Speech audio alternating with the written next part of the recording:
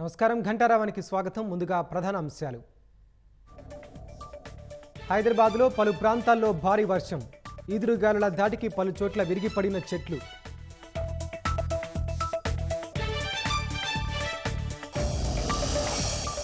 ఆరు నెలలు గడిచినా ఉద్యోగాల ఊసే లేదన్న హరీష్ రావు.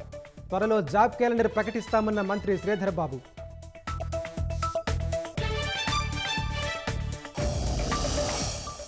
ఎల్లుండి రాష్ట్రానికి కేంద్ర మంత్రులు కిషన్, బండి సంజయ్. సెల్యూట్ తెలంగాణ పేరిట ర్యాలీ నిర్వహించనున్న భాజపా.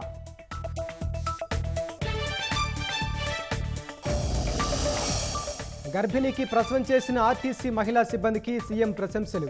సకాలంలో స్పందించినందున తల్లి బిడ్డ క్షేమంగా ఉన్నారని అభినందన.